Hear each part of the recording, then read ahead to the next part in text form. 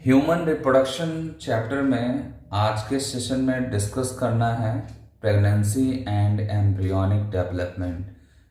According to NCERT ये second last topic है आपका ह्यूमन रिप्रोडक्शन का। और देन आफ्टर इसके बाद जो नेक्स्ट टॉपिक आपका होगा वो होगा parturition and lactation.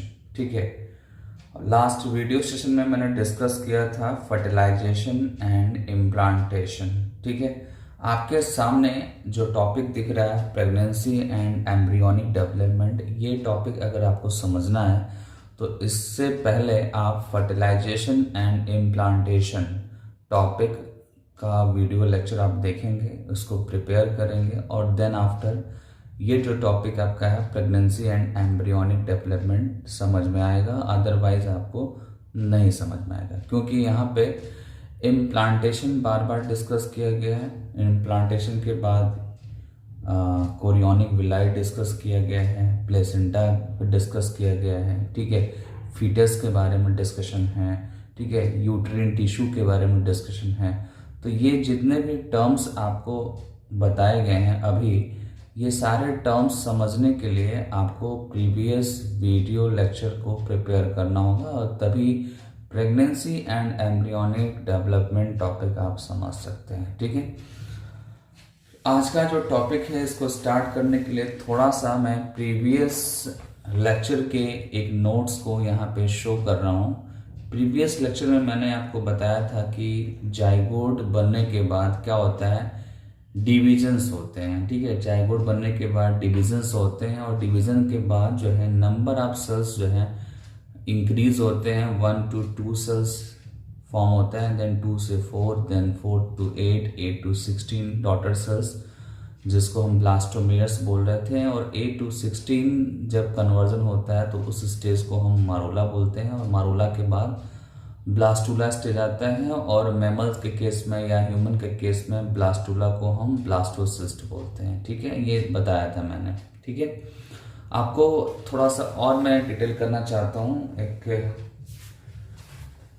Suppose that अगर कोई जाइगोट बन गया तो जाइगोट बनने के बाद क्या होता है, वहाँ पे माइटोटिक डिवीज़न होता है। और ये एक्चुअली माइटोटिक डिवीज़न होता क्या है, ये क्लीवेज होता है। क्या होता है, ये क्लीवेज होता है। और क्लीवेज होने के बाद से क्या होता है, एम्ब्रियो का डेवलपमेंट होता है। ठीक है, एम्ब्रियो का डेवलपमेंट होता है और एम्ब्रियो का जब डेवलपमेंट होता है तो वहाँ पे एट द इनिशियल लेवल ठीक है, सेल्स के लेयर बनते हैं, ठीक है, सेल्स के लेयर में मैंने आपको बताया था ट्रोफोब्लास्ट बताया था आपको।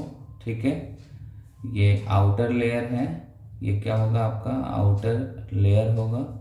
देन सेकंड आपका क्या होगा, इनर सेल मास। ठीक है, इनर सेल मास ये क्या बनाएगा, एक्चुअल में एम्ब्रियो यही बनाएगा। ठीक है, मतलब कि फीटस की अगर बात करते हैं तो फीटस के लिए इनर सेल मास ही रिस्पॉन्सिबल होता है। और ये कैसे बनता है, डिवीज़न के बाद बनता है। यहाँ पे कंटिन्यूअस सेल डिवाइड होते हैं और डिफरेंशिएट होते हैं। ठीक है, डिवाइड एंड डिफरेंशिएट होने के बाद फीटस फॉर्म होता है। ठीक है, तो ये जो स्टोरी है इसमें जो ट्रोफोब्लास्ट है ये आउटर लेयर है और इसका जो है रोल क्या होता है, तो मैं आपको बता रहा हूँ कि इसका रोल होता है कोरियोनिक विलाई फॉर्मेशन में। कोरियोनिक विलाई फॉर्मेशन में इसका रोल होता है। ठीक है, अब इसको थोड़ा सा आप इमेजिन कर लीजिए कि कैसे कोरियोनिक विलाई दिखेगा। जैसे सपोज दैट ये जो पार्ट आपका है ये मदर के बॉडी का पार्ट है, सपोज दैट। ठीक है, यूट्रस ये है, सपोज दैट। ठीक है, और ये जो पार्ट है आपका ये है एम्ब्रियो का पार्ट। ठीक है, एम्ब्रियो का जो आउटर मोस्ट लेयर है उसमें फिंगर लाइक प्रोजेक्शंस होते हैं। ठीक है, अगर आप इसको एम्ब्रियो मान लेते हैं, ठीक है, तो एम्ब्रियो का जो आउटर मोस्ट लेयर है वो क्या है आपका ट्रोफोब्लास्ट है। This is a trophoblast. ठीक है, और ट्रोफोब्लास्ट में क्या होता है, इसमें फिंगर लाइक प्रोजेक्शंस हो जाते हैं, तो इसको हम क्या बोलते हैं, कोरियोनिक विलाई बोलते हैं। इसको आप नोट करिएगा, इम्पॉर्टेंट है, पूछा जाता है 1 मार्क्स में, ठीक है, और एमसीक्यू में भी पूछा जाता है। तो ये जो कोरियोनिक विलाई होता है ये किससे सराउंडेड होगा, इसके सराउंडिंग में क्या होगा, तो आपको बताना होगा। इसके सराउंडिंग में यूट्रीन टिश्यू होते हैं, क्योंकि आप सबको पता है कि एम्ब्रियो जो है यूट्रस में होता है, तो वहाँ पर सराउंडिंग क्या होगा, यूट्रस या यूट्रीन टिश्यू होगा।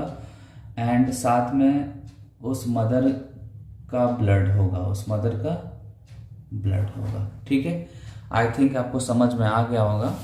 आप यहाँ पे देख सकते हैं सेंटेंस में, after implantation finger like projections appear on the trophoblast called chorionic villi which are surrounded by a uterine tissue and maternal blood, ठीक है।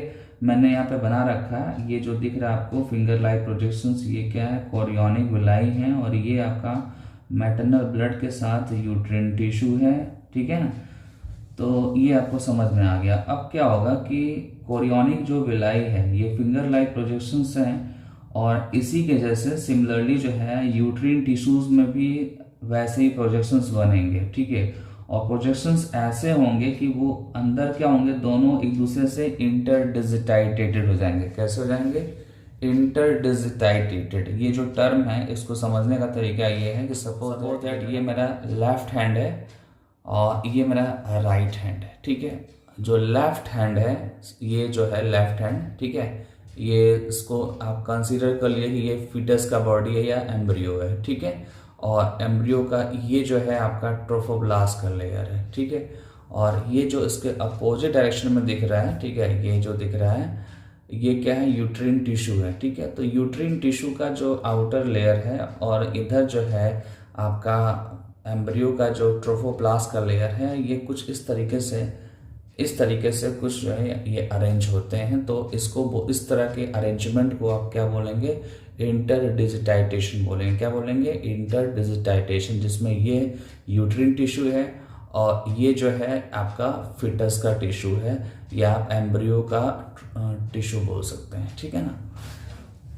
तो आप सेंटेंस को देख भी सकते हैं यहाँ पे, the chorionic villi uterine tissue becomes interdigitated with each other and jointly form. ध्यान देना, जब ये दोनों इन्वॉल्व होंगे और इंटरडिजिटाइटेटेड हो जाएंगे और ज्वाइंट रहेंगे तो वो फॉर्म क्या करेंगे, स्ट्रक्चरल एंड फंक्शनल यूनिट बनाएंगे। क्या बनाएंगे, स्ट्रक्चरल एंड फंक्शनल यूनिट बनाएंगे between developing embryo and maternal body, ठीक है। बिटवीन डेवलपिंग एम्ब्रियो, अभी मैंने बताया आपको अपने हैंड से, अपने पाम से मैंने आपको बताया, समझाया कि जो डेवलपिंग एम्ब्रियो है वो आपका लेफ्ट साइड का था, ठीक है, और जो राइट साइड पाम जो दिखाया था वो क्या था, आपका मैटरनल बॉडी था। और ये दोनों जब इन्वॉल्व होते हैं तो एक स्ट्रक्चरल और फंक्शनल यूनिट बनाते हैं, जिसको हम क्या बोलते हैं, प्लेसेंटा बोलते हैं। क्या उसको बोलेंगे, प्लेसेंटा, ठीक है।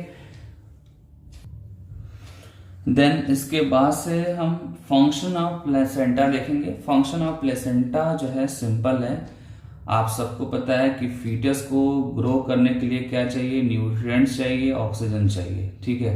तो ऑक्सीजन और न्यूट्रिएंट्स कहाँ से जाएगा, मदर्स की बॉडी से एम्ब्रियो की तरफ जाएगा, ठीक है, ये क्लियर है। और आपको ये भी पता है कि फीटस के बॉडी के अंदर, ठीक है, फीटस जो बॉडी है वहां पे CO2 फॉर्म हो रहा होगा और वहां पे वेस्ट मटेरियल भी फॉर्म हो रहे होंगे, ठीक है। तो CO2 और वेस्ट मटेरियल दोनों क्या होते हैं, रिमूव होते हैं। क्या होते हैं, रिमूव होते हैं, ठीक है। कहाँ से रिमूव होंगे, एम्ब्रियो से रिमूव होंगे, ठीक है। तो एक बार कंप्लीट सेंटेंस को हम देखते हैं यहाँ पे, supply of oxygen and nutrients to the embryo and also removal of CO2 and excretory or waste material produced by the embryo, ठीक है।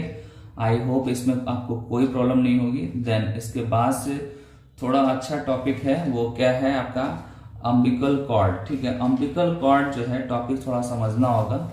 अम्बिकल कॉर्ड जो है ये मदर की बॉडी, ठीक है, मदर की बॉडी और फिटस के बीच ये कनेक्टिविटी प्रोवाइड करता है, ठीक है ना, कनेक्टिविटी प्रोवाइड करता है, ठीक है। एक्चुअली आप सब जानते हैं कि प्लेसेंटा एम्ब्रियो को कनेक्ट करता है, लेकिन प्लेसेंटा डायरेक्टली नहीं कर सकता है, ठीक है। डायरेक्टली प्लेसेंटा जो है एम्ब्रियो से कनेक्ट नहीं हो सकता है, उसको अगर कनेक्ट होना होगा तो वो अम्बिकल कॉर्ड के थ्रू कनेक्ट होगा, अम्बिकल कॉर्ड के थ्रू ये कनेक्ट होगा। ठीक है, आप डायग्राम में देख सकते हैं यहाँ पे, सपोज दैट ये मदर की बॉडी है और ये आपका क्या है, प्लेसेंटा है। ये क्या है, प्लेसेंटा है। ये पार्ट आपका प्लेसेंटा हो गया और ये आपका अम्बिकल कॉर्ड हो गया। क्या हो गया, अम्बिकल कॉर्ड। और ये पार्ट आपका फीटस हो गया। आप लेवल कर लीजिए हर एक पार्ट को।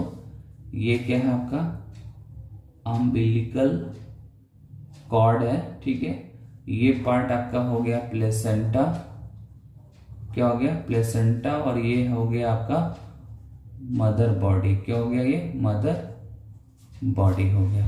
ठीक है, तो ये जो अरेंजमेंट है इसको समझ लीजिए एक बार। प्लेसेंटा ये पार्ट हो गया आपका, ये हो गया आपका अम्बिकल कॉर्ड जिसके अंदर अम्बिकल आर्टरी और वेन्स होंगे। ठीक है, अम्बिकल आर्टरी और वेन्स यहाँ पे होते हैं। अम्बिकल आर्टरी और वेन्स मैंने आपको क्लास 11th में बॉडी फ्लूइड एंड सर्कुलेशन में आपको बताया था। ठीक है, तो ज़्यादा आपको सोचने की ज़रूरत नहीं है, यहाँ पे सिर्फ ये जानना है आपको कि अम्बिकल कॉर्ड के अंदर जो है अम्बिकल आर्टरी और वेन्स होगा। ठीक है ना। और यहाँ पे अम्बिकल कॉर्ड क्या कर रहा है, फीटस और मदर बॉडी को जो है कनेक्ट कर रहा है। ठीक है ना। वैसे तो बच्चे जानते हैं कि प्लेसेंटा कनेक्ट करता है मदर की बॉडी और फीटस को, लेकिन प्लेसेंटा डायरेक्टली नहीं करता है। प्लेसेंटा जो है अम्बिकल कॉर्ड के थ्रू कनेक्टिविटी बनाता है foetus between foetus and mother body. ठीक है, आप यहाँ पे देख सकते हैं the placenta is connected to the embryo. ठीक है, कनेक्ट होता है through an umbilical cord which help in the transport of substances to and from the embryo. ठीक है, अब आते हैं नेक्स्ट पॉइंट पे। नेक्स्ट पॉइंट है प्लेसेंटा से रिलेटेड हार्मोन डिस्कस करने का। ठीक है, एक्चुअली प्लेसेंटा जो होता है ये एक्ट करता है एंडोक्राइन टिश्यू की तरह। ठीक है, जब प्रेगनेंसी मदर की बॉडी में होता है, ठीक है, और प्लेसेंटा का जब फॉर्मेशन हो जाता है, मैंने आपको बताया है कि कैसे प्लेसेंटा फॉर्म होता है। ठीक है, जब प्लेसेंटा का फॉर्मेशन हो जाता है तो वहाँ पे जो कुछ हार्मोन्स प्रोड्यूस होते हैं, प्लेसेंटा से कुछ हार्मोन्स प्रोड्यूस होते हैं और एक्चुअली प्लेसेंटा एंडोक्राइन टिश्यू की तरह वर्क करता है। ठीक है, आप सबको पता है कि अगर कोई भी पार्ट बॉडी का अगर एंडोक्राइन टिश्यू की तरह वर्क करेगा तो इसका मतलब है कि वो हार्मोन्स बनाएगा। तो यहाँ पे प्लेसेंटा से निकलने वाले हार्मोन्स क्या क्या हैं आपके सामने यहाँ पे मैंने फ्लो चार्ट के फॉर्म में मेंशन कर दिया है, आपको सिंपली यहाँ से लर्न करना है। ठीक है, फर्स्ट जो हार्मोन है प्लेसेंटा से जो निकल रहा है वो है human chorionic gonadotropin. Second hormone है human placental lactogen and third fourth hormone आपका है एस्ट्रोजन एंड प्रोजेस्टेरोन। इसको लर्न कर लीजिएगा। ठीक है, देन आफ्टर हम मदर की बॉडी पे थोड़ा डिस्कशन कर लें, क्योंकि जब प्रेगनेंसी होती है तो मदर की बॉडी से भी बहुत सारे हार्मोन्स प्रोड्यूस होते हैं और कुछ ऐसे हार्मोन्स होते हैं जो ओनली प्रेगनेंसी के टाइम पे प्रोड्यूस होते हैं। ठीक है ना, कुछ ऐसे हार्मोन्स होते हैं जो ओनली प्रेगनेंसी के टाइम पे प्रोड्यूस होते हैं और कुछ ऐसे हार्मोन्स होते हैं जो प्रोड्यूस तो होते हैं बट उनका अमाउंट जो है वो इंक्रीज हो जाता है मल्टीपल टाइम्स इंक्रीज हो जाता है। ठीक है, तो एक बार हम ये देखते हैं कि कौन कौन सा हार्मोन है जो ओनली प्रेगनेंसी में प्रोड्यूस होता है।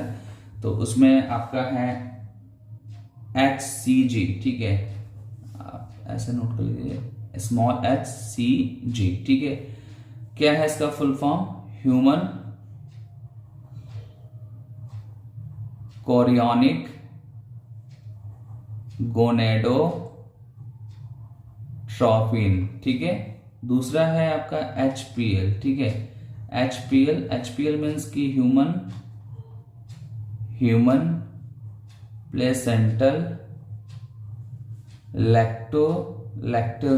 लैक्टोजन। ठीक है, और नेक्स्ट आपका क्या है, रिलैक्सिन। क्या है, रिलैक्सिन। ठीक है, रिलैक्सिन एक्चुअली कहाँ से प्रोड्यूस होता है, ओवरी से प्रोड्यूस होता है। आप यहाँ पे देख सकते हैं, ovary secret relaxin hormones during pregnancy of mother.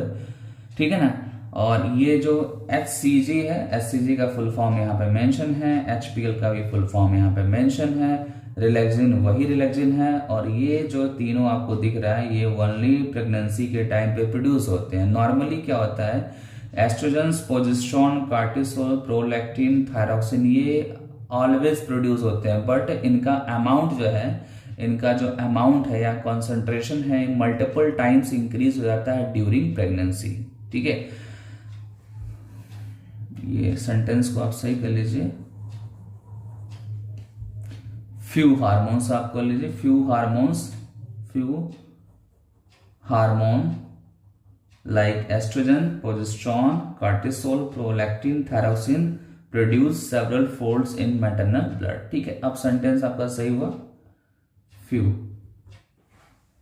ठीक है, देन नेक्स्ट पॉइंट आपका है increase production of these hormones is essential. जो भी ये हार्मोन्स इंक्रीज कर रहा है, ठीक है, ये क्या करेगा ह्यूमन मतलब फीटस के लिए क्या करेगा, तो इसका आंसर है essential for supporting the foetal growth, comma metabolic changes in the mother body and maintenance of pregnancy. मतलब कि फीटस की ग्रोथ के लिए रिस्पॉन्सिबल है, मदर के बॉडी में जो मेटाबॉलिक चेंजेस आने चाहिए, ठीक है, उसके लिए रिस्पॉन्सिबल है, और एज वेल एज प्रेगनेंसी जो है गैस्ट्रेशन पीरियड के लास्ट एंड तक मेंटेन रहे, इसके लिए ये सारे के सारे हार्मोन रिस्पॉन्सिबल है। ठीक है, आप सबको मैंने बताया भी था प्रोजेस्टेरोन का फंक्शन।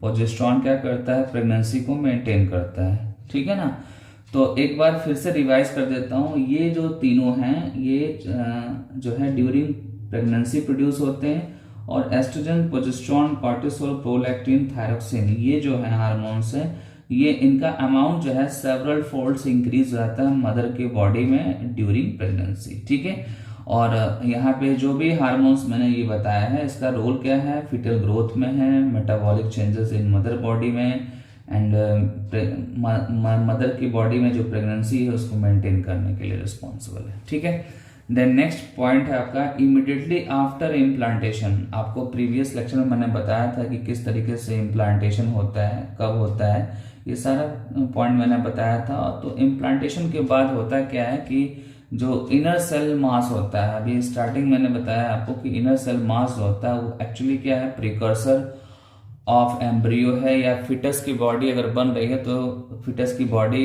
इनर सेल मास से बनता है। ठीक है, इनर सेल मास से बनता है, और वहां पे एक्चुअली क्या होता है, इनिशियल लेवल पे जो है जर्म लेयर्स का फॉर्मेशन होता है। क्या होता है, जर्म लेयर का फॉर्मेशन होता है। ठीक है, जब एम्ब्रियोनिक ग्रोथ होता है तो जर्म लेयर्स बनते हैं, और जर्म लेयर्स में जो है कुछ आउटर लेयर होते हैं और कुछ मिडिल लेयर होते हैं। ठीक है, और कुछ इनर होते हैं। ठीक है, जो आउटर होते हैं उनको हम एक्टोडर्म बोलते हैं, मिडिल वाले को मीजोडर्म बोलते हैं, और इनर वाले को हम एंडोडर्म बोलते हैं।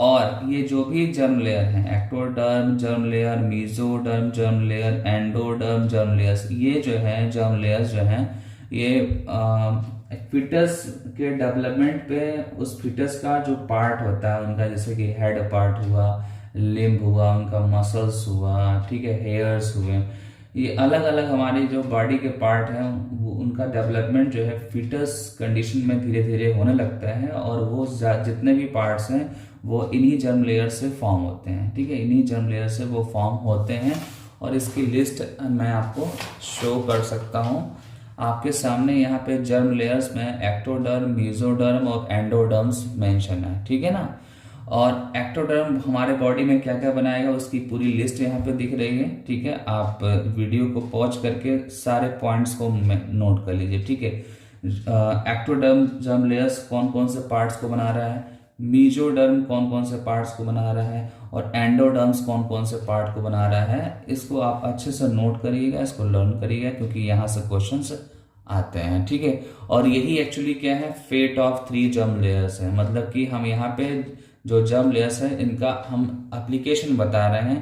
एप्लीकेशन मीन्स कि यहाँ पे हमारे बॉडी के कौन कौन से पार्ट को ये बनाएंगे। ठीक है, ये मैं समझा रहा हूँ यहाँ पे। तो वीडियो को पॉज करके सारे पॉइंट्स को आप नोट कर लीजिएगा। ठीक है, यहाँ पे सिंपली आपको लर्न करना है।